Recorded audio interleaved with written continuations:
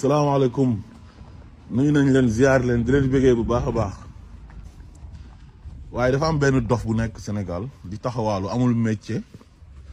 nee na moom activiste la quoi te nee na dafa gëm diine day représenté diine te man ak moom a yem fatihatul kitab bu baax sax mokkalu ko wala xul huwa allahu bu jaar yoon wala xul a'uuzu bi rabbil falaq wala xul a'uuzu bi rabbin naas boo xam ne dina ko jàng mu jaar yoon loolu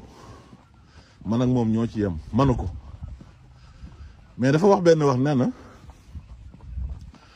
président Diomaye dafa waroon a waat ñu ne ko lan lay waatee mu ne a'uuzu billahi mina shaytaani rajim man ni ma ko waxee sax moo gën moom ni mu ko waxee parce que moom mënul wax a'uuzu billahi mina shaytaani rajim waaw moom du ko waxee noonu mais daal nee na noonu la waroon a waatee teg ci bismillahi rahmaani rahim man nag yéen ñu jàng diine laay laaj ndax a'uuzu billahi mina shaytaani rajim bismillahi rahmaani rahim ndax loolu waat la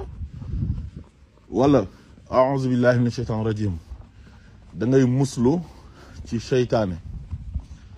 bismillahi rahmaani rahim nga tàmbalee ci turu yàlla waaw man de loolu laa doon dégg nag borom xam-xam yi di wax xaw ma nag léegi moom nee na diine la gëm dina lay représenter di imposer nit ñi diine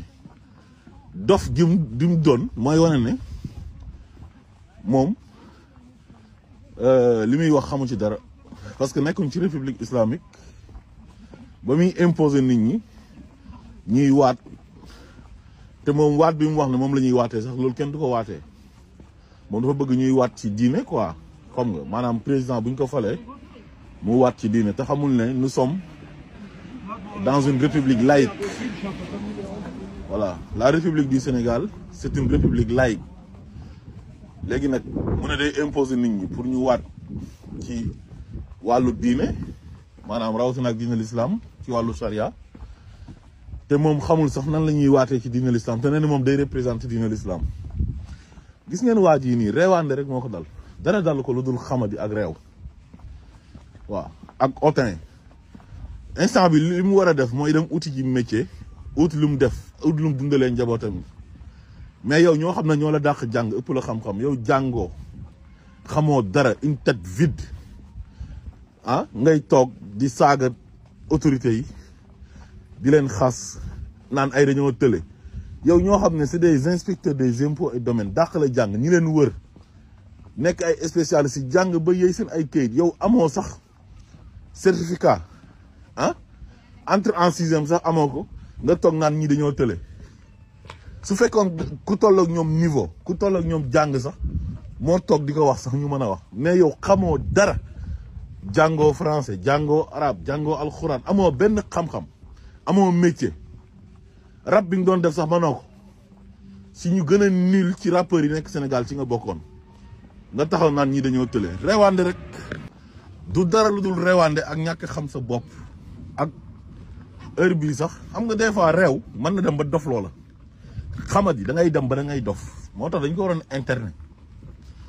mais xamadem gi moom wallahi dina dakk gis nga ñoom ñi ballu di jaay rewaande yëpp di saaga autorité yeeg di def lu leen neex wallahi seen bës a ngi ñëw xam nga xale boo ne ko bës a ngi ci bës yi dafay jàpp ne jour tabaski la Olof Njaay nee na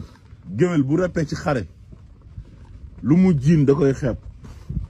dama sama mbokk géwél yi baal waaye proverbe la quoi bu olof parce que bu njëkk ba buur yi bu ñu daan xeex géwél yi ñooy taxaw ci kanam di jiin di leen jiin léegi nag mën nga nekk di jiin rek affaire di neex ngay jiin rek waaye xeej bi ñëw di la jam ci bopp dafa lay bett man loolu laa leen di wax ñoom saagakat yi